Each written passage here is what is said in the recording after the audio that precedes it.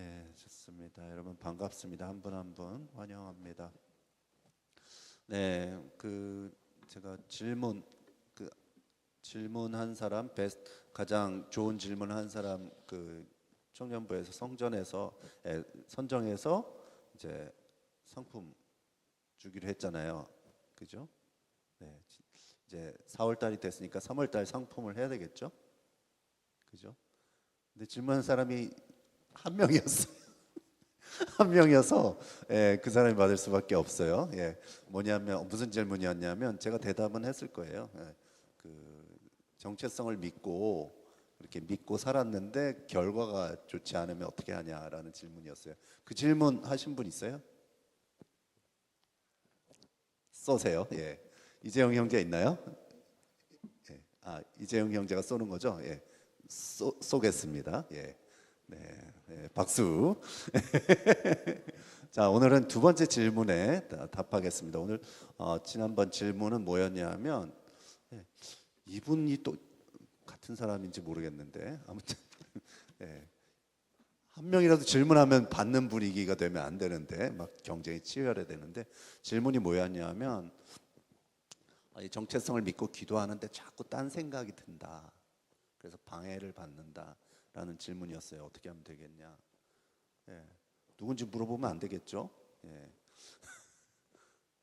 물어봐도 될 것 같은데 아무튼 그 질문에 대한 대답은 어려운 질문이에요. 수준이 높고 어려운 질문인데 딴 생각이 여러 종류가 있을 거예요. 그냥 단순한 잡생각일 수도 있고 단순한 잡생각이면 그냥 글쎄요. 우리 연애하면은 그 방해가 많죠. 저도 강승경 사모랑 이제 연애 기간에 방해가 많았습니다. 사모가 되는 길이니까 그 반대쪽 집안에서 제 장인 장모님 장모님은 반대 안 하셨는데 그 외가 쪽 식구들이 반대를 많이 했어요. 그리고 뭐 제 아내가 막 좀 쫓겨나다시피 한 적도 있고 막 그래요. 그런데 그때 어떤 주님과 가까워지는 길에도요 반드시 방해가 있습니다. 대표적인 게 잡생각이에요. 잡생각. 근데 거기서 판가름 납니다. 잡생각. 내가 이 잡생각을 이기고 주님께 나아가느냐 못 나가느냐는 우리 마음에 달렸어요. 그냥 주님 보고 싶으면 됩니다. 강승영 사모가 보고 싶으니까 반대하든 말든 저는 상관없습니다. 그죠? 그리고 틈이 나게 돼 있습니다. 근데 이거는 좀 알아두시기 바랍니다. 이 세상에 어떤 대단한 영성가라 할지라도요 잡생각에 방해를 받습니다. 기도할 때요. 이거 여러분만 그러는 건 아니에요. 그래서 나 이상해 뭐 자꾸 잡생각 때문에 뭐 안 돼 기도가 그렇게 생각하실 필요 없고요. 저도 잡생각 때문에 기도에 방해받고요.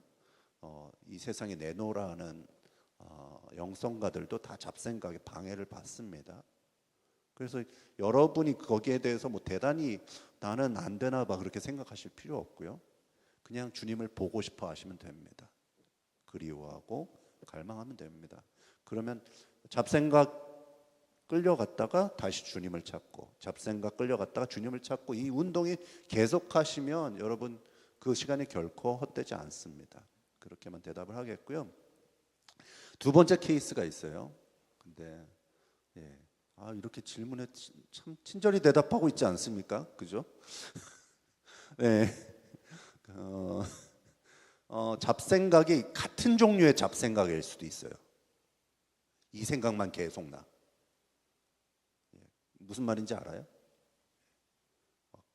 막 10년 전에 내가 잘못한 생각 계속 나. 아니면 뭐 10년 전에 아빠한테 들었단 말이 계속 생각나. 같은 종류의 생각이 계속 맴돌면서 나를 방해하는 거잖아요. 그런 경우는 성경에서 이렇게 얘기합니다. 견고한 진이라고 얘기합니다. 고린도후서 10장에 견고한 진. 이 견고한 진이 어디 있냐면 생각 속에 잡혀 있대요. 생각. 이 생각 속에 견고한 진이 형성된 경우예요. 그때는 상처가 결부돼 있고요. 그리고 거기에 상처를 통해서 악한 영이 반복적으로 내 생각 속에 역사하는 겁니다. 견고한 진 하면 스트롱홀드잖아요. 그러니까 성을 쌓은 거예요. 구조가 있는 거죠. 그런 경우 쉽지 않아요. 쉽지는 않은데 이 방법을 좀 써보시기 바랍니다. 그 견고한 진을 파하는 능력이라고 했습니다.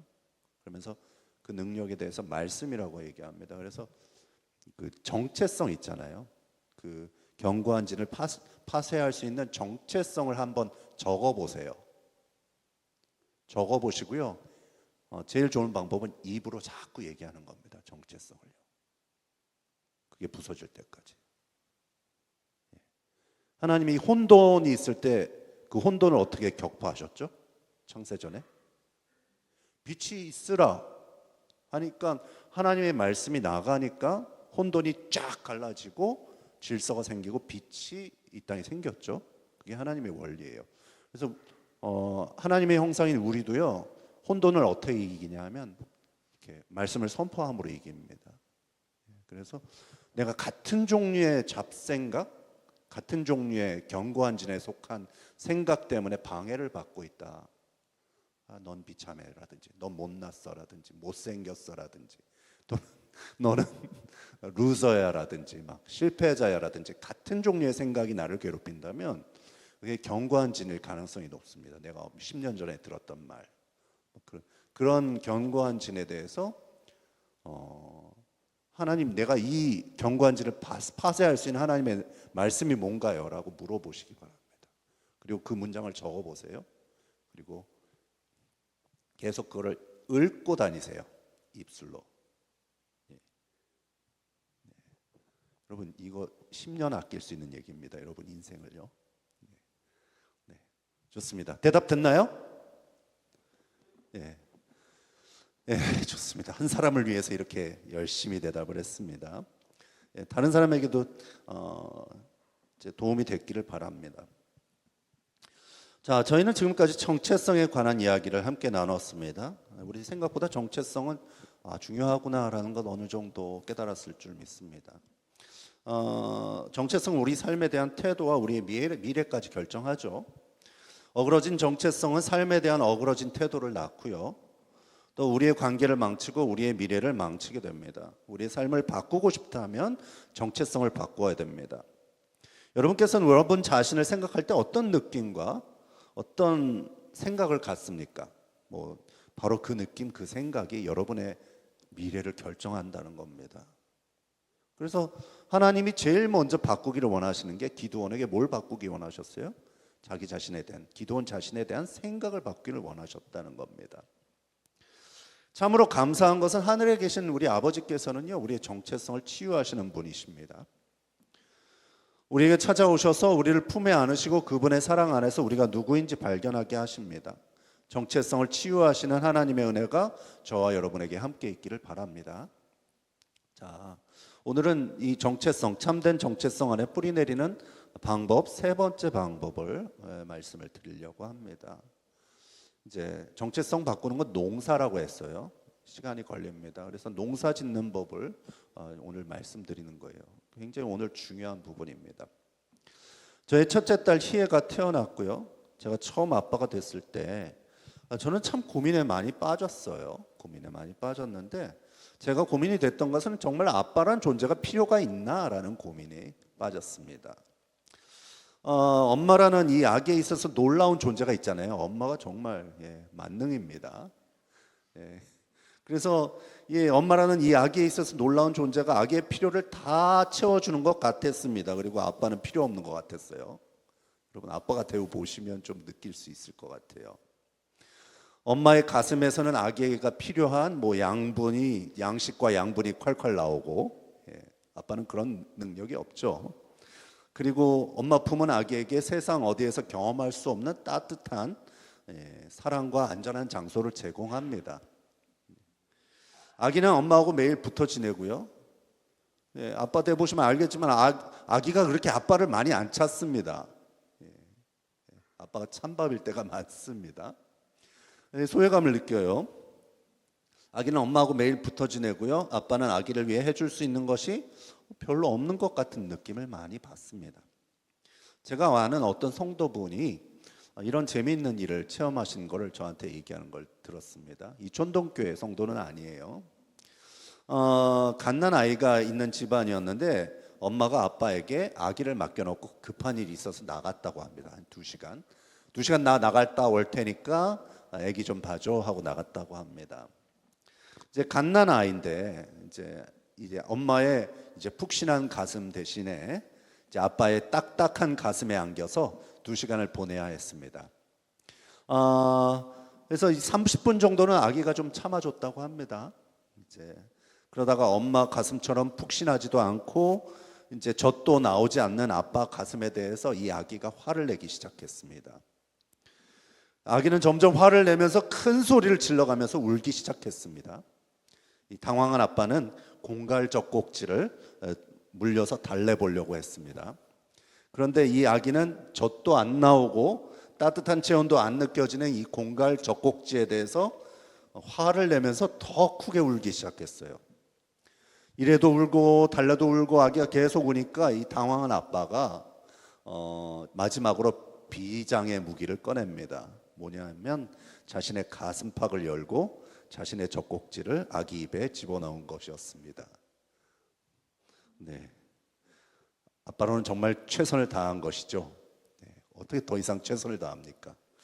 그래서 아빠는 정말 이 최선을 다해서 이제 자신의 젖꼭지를 아이의 입에 집어넣었고 처음에는 따뜻한 체온이 느껴지는 아빠의 젖꼭지에 아기가 조금 만족하는 듯하게 느껴지고 좀 잠잠해졌대요.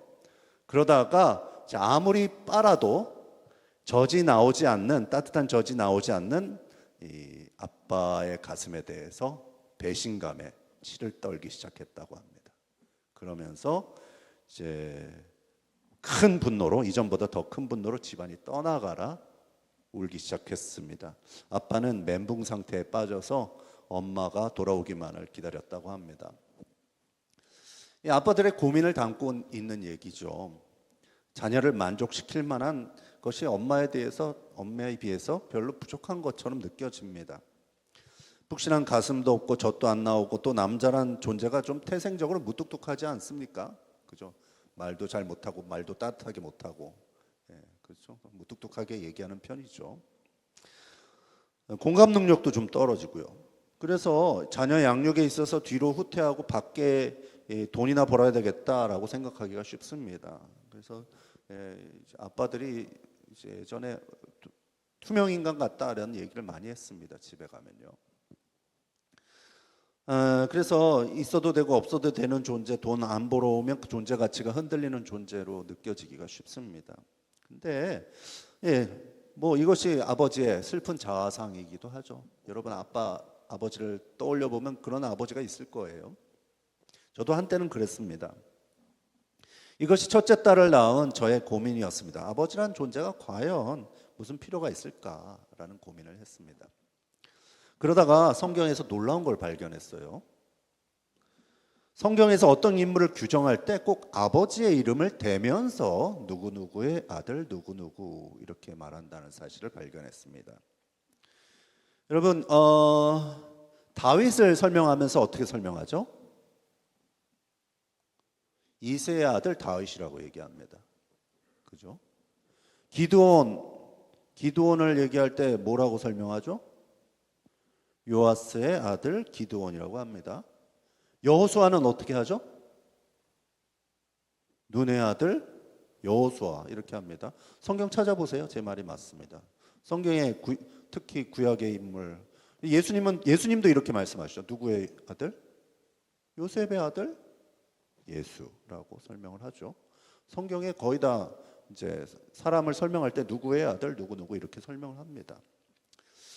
우리나라 사람에게 당신은 누구입니까? 라고 물어본다면 이제 어떤 직업을 말할 겁니다. 자기가 하는 일을 보통 얘기하겠죠.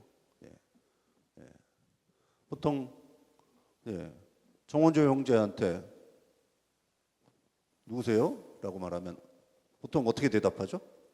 뭐 이런 일을 하는 직업을 가진 뭡니다. 예, 신건수 집사님한테 얘기하면 예, 죄인 때려잡는 누구누구입니다. 뭐 이런 말을 할 거 아니에요, 그죠? 예, 아무튼 네, 보통 그렇게 얘기하죠, 우리나라에서는. 근데 성경적인 뭐 저한테 물어본다면 이촌동교회에서 청년부를 담당하는 부목사 김용욱입니다. 뭐 이렇게 대답을 보통을 합니다. 근데 성경적인 대답은 뭐예요? 저에게 물어본다면 김광태의 아들 김용욱입니다. 이렇게 대답한다는 것이죠. 그것이 성경적인 대답이란 겁니다. 성경적인 정체성은 이겁니다. 우리가 하는 일이 우리의 존재를 규정하지 않는다는 것이죠. 아버지가 누구냐가 존재를 규정하는 것이 성경적인 원리입니다. 성경적으로 아버지는 정체성을 형성해 주는 역할을 하는 존재입니다. 심리학적으로도요, 아버지와의 관계에서 우리의 정체성이 80% 정도가 온다고 합니다. 만약 아버지가 언제나 자녀를 품에 안고 소중하게 대하고 너는 참 내 소중한 아들이다, 내 딸이다 이렇게 자녀의 소중함을 말해주는 아빠라면 그 자녀는 건강한 자존감과 정체성을 가지게 될 겁니다. 하지만 아빠가 자녀를 향해 자녀가 소중한 존재라는 어떤 표현도 하지 않고 안아주지도 않고 소중히 대해주지 않는다면 자녀는 불안하고도 어그러진 정체성을 가지게 될 겁니다. 자, 이것을 깨닫고 나서 저는 아빠로서의 제 역할이 이제 굉장히 중요하다는 걸 알게 됐어요. 아, 아빠의 역할이 중요하구나라는 걸 깨닫게 됐습니다. 그리고 제 두 딸이 있는데 두 딸의 정체성을 형성하는 게 나의 역할이구나라는 걸 알게 됐어요. 예비 아빠들 있으시죠? 명심하기 바랍니다. 여러분 중요해요. 자, 그런데 이제 그래서 제 딸들을 안아주면서 희애야, 희진아, 너희들 정말 소중해라고 말해주는 것이 저의 역할이라는 것을 알게 됐어요. 자, 한번 사사기 6장 15절 말씀을 다시 한번 읽어볼게요. 앞을 보시기 바랍니다. 자, 예비 아빠 잘 들으세요. 말씀. 아빠 역할 잘 해야 될 거 아니야. 한번 보겠습니다. 사사기 6장 15절 앞을 보시고 읽겠습니다. 시작.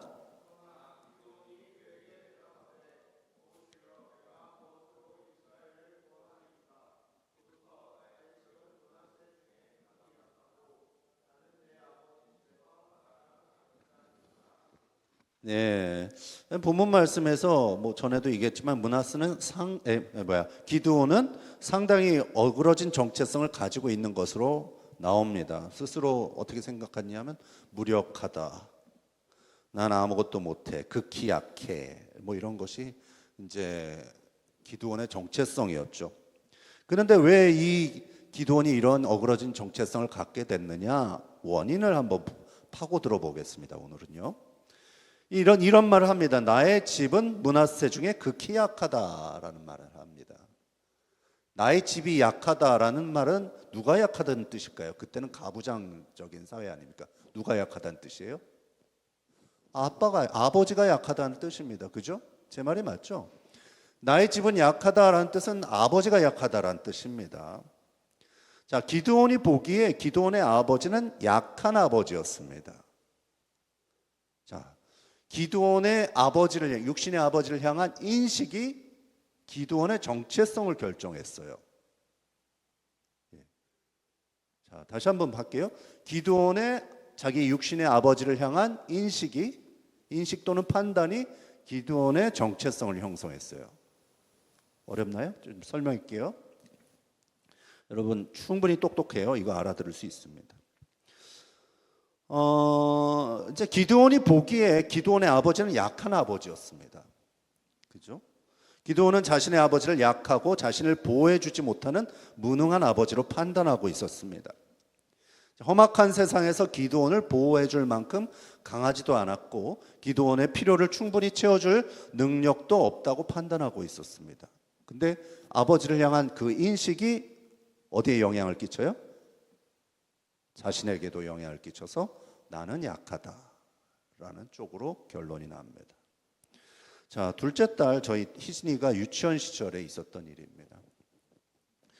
유치원도 가기 전에 이제 한때 친구들을 만나면 이런 말을 하고는 했습니다. 좀 부끄럽긴 한데 어떻게 들으면 참 당황스럽고 오글거리는 말인데요. 친구들 앞에서 이런 자랑을 하고는 했습니다. 우리 아빠가 너네 아빠보다 더 키가 커. 우리 아빠가 너네 아빠보다 더 힘세. 뭐 이런 제가 흉내내니까 오글거리죠. 예. 이런 자랑을 했습니다. 우리 아빠가 더 멋있어. 뭐 이런 거. 예. 용서해 주세요. 흉내낸 거에 대해서. 예. 예. 넓은 마음으로 용서해 주시고요. 자, 이런 우리 아빠가 더 멋있어 이렇게 자랑을 했어요. 희진이뿐만 아니라 어릴 때 애들을 보면요, 아빠가 어떤지 가지고 경쟁을 합니다. 누가 아빠가 더 잘났는지, 더 키가 큰지, 더 능력이 큰지, 더 센지, 뭐 등치가 큰지, 키가 큰지, 뭐 재물이 많은지, 뭐 이런 게 경쟁을 합니다. 서로 말싸움을 하고는 합니다. 왜 아이들이 이렇게 자신의 아빠가 더 멋있고 힘세다고 증명하려 애를 쓸까요? 아이들은 본능적으로 자신의 존재의 어떠함에 아빠의 존재의 어떠함에 자신의 존재의 어떠함이 달려 있다고 생각을 하는 겁니다. 아빠가 크면 나도 존재가 이제 커지는 것 같고, 아빠가 키가 크면 나도 더 커지는 것 같고, 더 뿌듯해지고, 이런 게 있습니다. 아빠의 존재가 내려가면 자신의 존재도 내려간다고 생각합니다. 그렇기 때문에 아빠가 더 남들 아빠보다 더 좋다라고 이제 경쟁을 하고 말하기를 하죠. 근데 거기에서 경쟁해지면 또 시무룩해집니다. 애들은요. 그래서 우리 아빠는 아닌 것 같아. 그러면 쭈그러들죠. 애들은요. 저는 어렸을 때 울산이라는 곳에서 자랐습니다. 저희 아버지는 그곳에서 꽤 유력하고 힘이 있으신 분이었습니다. 전에 말씀드린 적이 있을 거예요. 저희 아버지가 전혀 부정적인 의미에서 말하는 게 아니라요, 진짜 그냥 있는 그대로 좀 굉장히 탁월하신 분이에요. 천재적이고, 뭐 저는 안 그런 것 같은데 아버지는 좀 그러세요. 그래서 신문 돌리면서 서울대 나오시고 막 아무튼 이러셨습니다. 뭐 운동도 무지무지 잘하세요. 아무튼 뭐 핸드볼로 막 핸드볼 선수하고 날라다니고, 뭐 운동으로도 뭐 농구로도 제패하시고, 뭐 도대체 못하는 게 뭐야? 뭐 이런 느낌이세요. 심지어 싸움도 잘하시고. 그래가지고 아무튼 제가 다니는 그 울산이란 살던 울산이라는 곳에 지방 유지 같은 분이 좀 느낌이 그랬어요. 그래서 제 아버지의 능력과 힘이 막 아우라가 대단했습니다. 울산이라는 동네에서. 그때는 좀 작은 동네였는데, 그래서 제 아버지의 능력과 힘을 보시고, 그때 좀 시대가 그랬는데 저희 담임 선생님들, 제가 만난 담임 선생님들이 지금 되돌아보면, 그때는 몰랐는데 저를 좀 특별 대우하셨던 것 같아요. 그때는 잘 몰랐어요. 근데 보니까 좀 되돌아보니까 이상해. 그래서 뭐냐면, 제가 되돌아보면 이상한 게, 제가 그때 이상할 정도로 상장을 많이 받았어요. 1년에 10개씩 받았어요. 그 초등학교 졸업할 때쯤 보니까 상장이 60개가 넘어. 그렇게 많이 받아본 적 있어요, 여러분? 이상해요. 미스테리야. 근데 보면 이상한 상장들이 많아요. 내가 정말 못하는 것들. 글짓기상은 좀 이해가 돼. 근데 과학기술처 장관상은 뭐야 도대체? 과학 진짜 저 문과가 완전히 문과 체질이거든요. 그리고 도대체 미스테리. 그리고 미술상은 뭐야? 저 그림 완전히 영 아니거든요. 저한테 미술적인 거 시키지 마세요. 미적 감각 꽝입니다. 근데 미술상 뭐 이런 거 다 받은 거예요.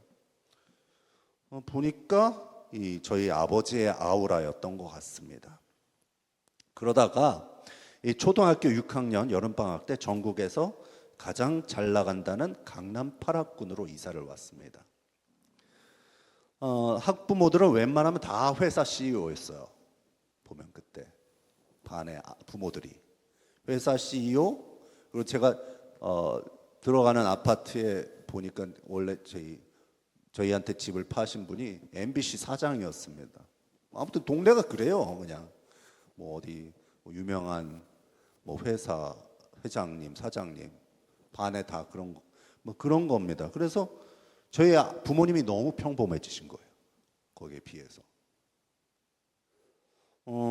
그리고 서울로 올라오는 과정에서 이제 아파트를 사느라 저희 집이 이제 가세가 기울었어요.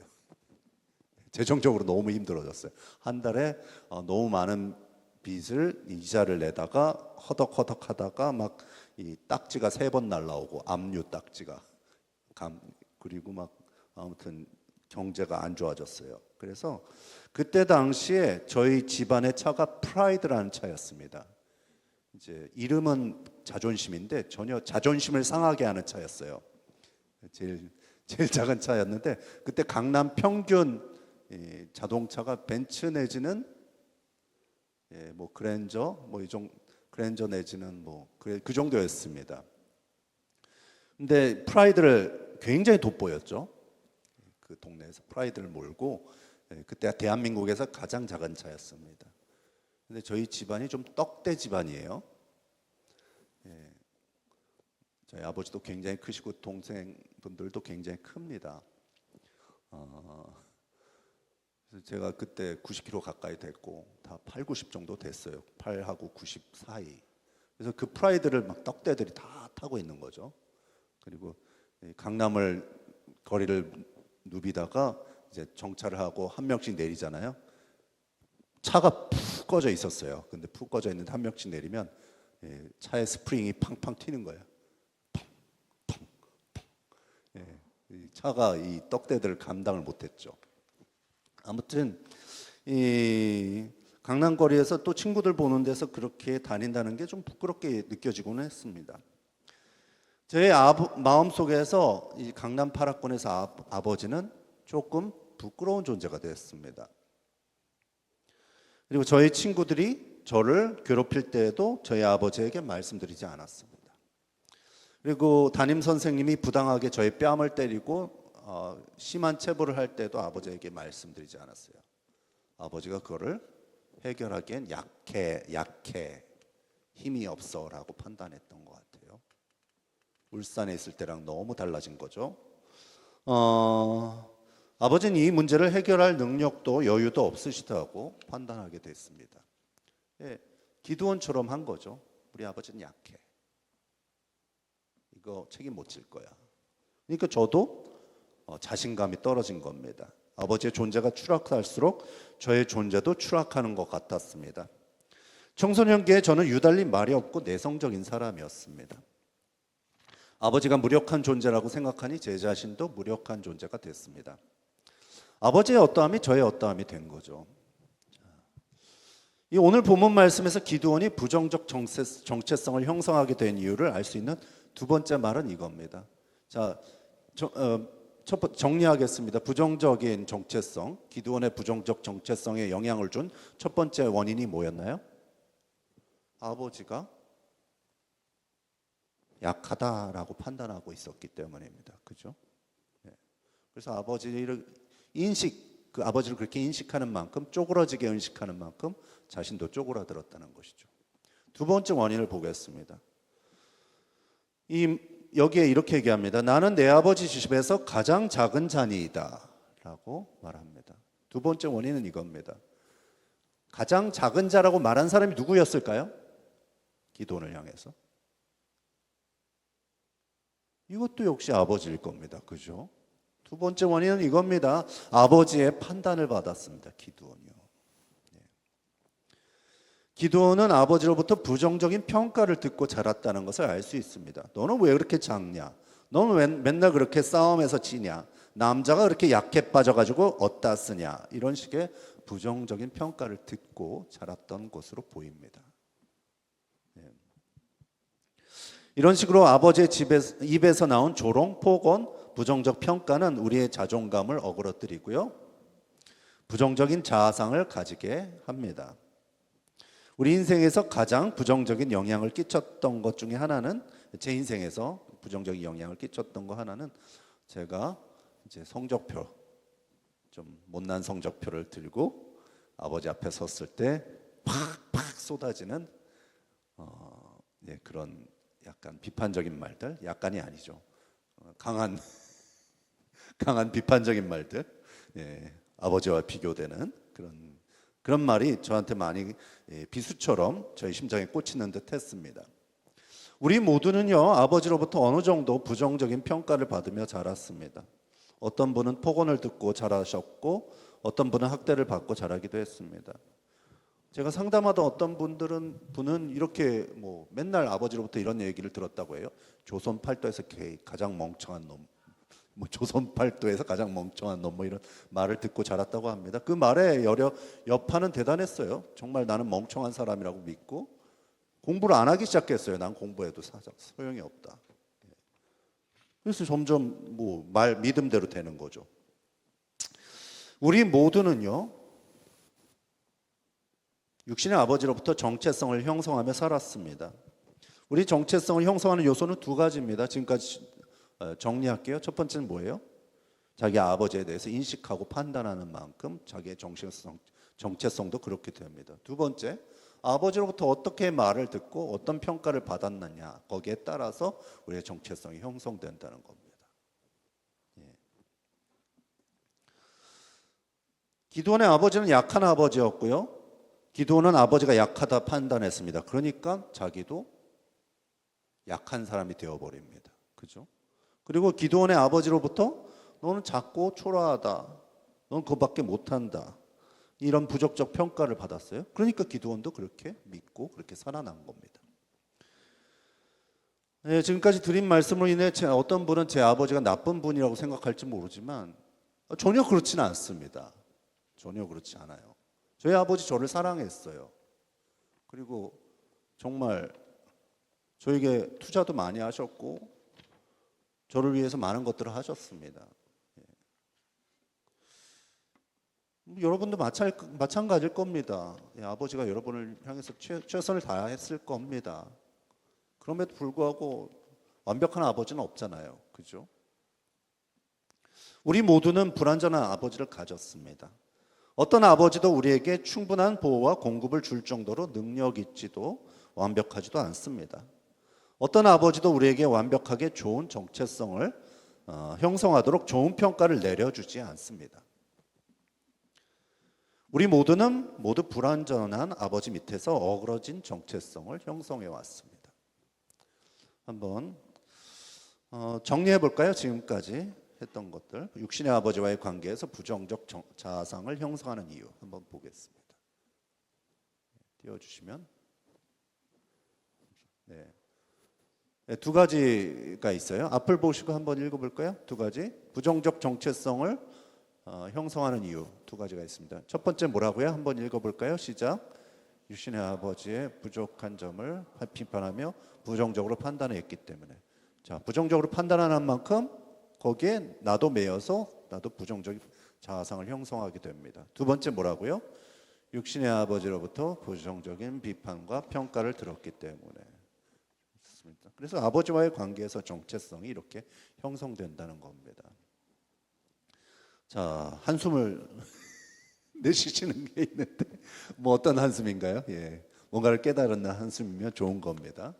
저도 한숨이 났어요. 이런 걸 연구하고 알게 되면서 한숨이 났었는데, 자, 그러면 오늘 세 번째로 참된 정체성을 형성하는 방법에 대해서 이제 말씀을 드리겠습니다.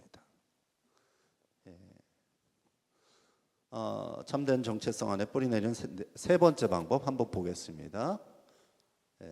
한번 읽어보겠습니다. 시작.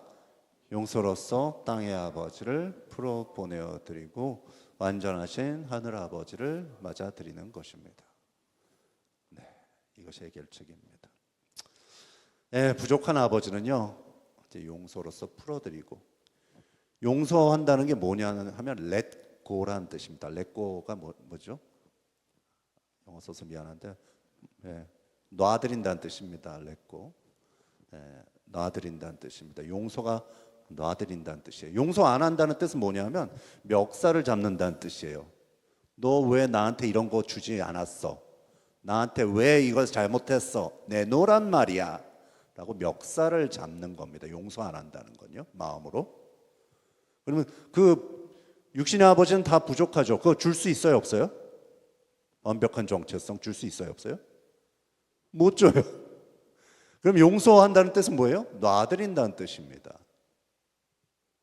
놔드리면 어떤 일이 일어나냐면 육신의 아버지가 우리 마음에서 놔지고요, 하늘 아버지가 오십니다. 그죠? 하늘 아버지가 오시면 그 하늘 아버지 안에서 정체성이 형성되게 됩니다. 자, 그러면 이 세상에 어떤 아버지도 완전하지 않습니다. 땅의 아버지에 매여 있는 한 우리의 정체성은 치유되지가 않습니다. 용서로서 땅의 아버지를 풀어드리고 완벽한 하늘 아버지를 맞아들일 때 우리의 정체성은 치유되는 것입니다. 하늘 아버지께서 충분한 공급과 보호를 주실 만큼 능력이 많으십니까? 네. 그분은 전능하십니다. 그분은 말씀하셨습니다. 하늘의 새를 봐라, 땅의 풀들을 봐라. 내가 돌보지 않니? 너희들은 훨씬 더 귀하지 않니? 내가 돌볼게, 내가 보호할게. 나의 나라와 나의 의를 구해라. 이 모든 것을 더할게 라고 말씀하시는 분입니다. 나를 의지해. 너 인생을, 너의 갈 길을 인도할게. 그분은 크시고 온 우주의 주인이시죠. 그분이 우리의 아버지가 되어주신다는 겁니다. 자, 그분은 우리에게 긍정적 평가를 내리십니까? 네. 에베소서 2장에서 저와 여러분을 그분의 걸작품이라고 하셨습니다. 시편 139편에서 우리를 신묘막측하게 지으셨다고 말씀하십니다. 그분은 우리를 그분의 아들의 목숨과 맞바꿀 정도로 우리를 소중한 존재라고 말씀하십니다. 용서란 말은요, 아까 말씀드렸듯이 let go라는 뜻입니다. 우리가 마음으로 막 육신의 아버지를 멱살을 잡고 있어요. 왜 나에게 이런 걸 안 주고 나에게 부정적 정체성을 줬습니까? 라고 아버지에게 따지고 아버지를 보내고 아버지에게 뭔가 아쉬운 걸 얻어내려고 하고 있는 것이 용서치 못함입니다. 근데요, 용서한다는 건 놔드린다는 뜻이에요. 그래요, 아버지 최선을 다했지만 나한테 줄 수 없는 부족한 분이란 거 인정하고요, 용서합니다, 놔드립니다 아버지 하고 놔드리는 겁니다. 그러면 어떻게 해요? 하늘 아버지가 오십니다, 여러분에게요. 네, 그것이 해결책이라는 것입니다. 마지막으로 있었던 일을 말씀드리면서 마치려고 합니다. 제가 좋아하는 목사님, 피터 잭슨 목사님이라는 분이 있습니다. 반지의 제왕을 만드신 영화 감독은 아니고요, 다른 사람입니다. 피터 잭슨 목사님이라는 분이 있는데 이제 아버지와 있었던 일을 얘기를 하더라고요. 그분이 캐나다 분인데 캐나다에서 이제 저희 아버지랑 좀 비슷한 것 같아요. 지방 유지 같은 분이었다고 합니다. 근데 많이 비슷하지는 않네요. 우리 아버지는 술을 많이 드시진 않았으니까. 그 아버지는 지방 유지였고 굉장히 고위 공직자였나 봐요. 그래서 굉장히 그 지방에서 굉장히 존경을 받던 사람이고 온 동네가 칭찬하는 그런 분이었습니다. 근데 집에 오면 좀 알코올 중독이 있어서 이분이 술 먹고 들어와서 좀 때리기도 하고 화를 내기도 하고 좀 집안을 뒤엎기도 하고 그랬나 봐요. 그러니까 이제 밖에선 다 칭찬하는데 이런 분위기 알아요? 막 집에 막 집안 사람은 치를 떨어 그런 거죠. 근데 이제 이 피터 잭슨 목사님은 아버지를 그래도 아버지라고 인정하며 살았는데 이제 왜 그랬냐 하면 가끔씩 아들과 함께 거기는 캠핑 문화가 있잖아요. 캠핑을 가가지고 아버지랑 이제 그 캐빈을 우리나라 말로 뭐라고 하죠? 그 오두막집이라고 하나?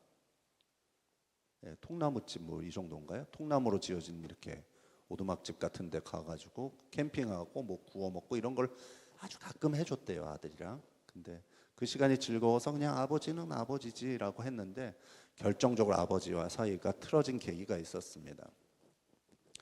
이제 어느 날 몇 날 며칠 내가 너와 함께 캠핑을 가서 이 캐빈에 가서 같이 놀자, 강에서 이렇게 노도 젓고 물고기도 잡고 놀자 하고 약속을 했는데 몇 날 며칠에 그날에 술을 먹고 들어와서 그 전날 술 먹고 들어와서 다음 날 늦잠 자고 이제 피터 잭슨 목사님이 깨우니까 화를 내면서 막 땡깡을 부리더랍니다. 그때 마음에서 아버지를 판단하고 나의 아버지는 나의 아버지가 아니다 하고 용서치 못하는 마음이 그때 딱 자리 잡게 됩니다. 그리고 이제 아버지와의 관계가 그런 식으로 틀어지면서 이제 정체성이 위기가 오는 거죠. 그러면서 이제 학업에도 무능해지고 공부도 못하고 이제 막 ADHD도 막 이렇게 발병이 되고 이러면서 인생이 굉장히 어려워졌다고 합니다. 이제 그러다가 이제 이 어그러진 정체성이 치유받는 계기가 있는데 제가 지금 어느 집회에 가서 제가 여러분에게 전하고 있는 이 말씀 비스무리한 말씀을 들었어요.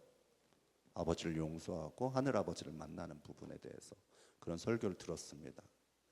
그래서 그 집회에서 아버지를 용서했어요. 이제 아버지의 그 멱살을 잡고 있는 마음을 풀어놓아 드린 거예요. 그리고 나니까 진짜로 하나님 아버지, 하늘 아버지가 오셨습니다. 그래서 그분이 이제 꿈을 꾸는데 어떤 꿈을 꿨냐면 이런 꿈을 꿨습니다. 꿈에서 깬 꿈을 꿨습니다. 좀 웃기죠?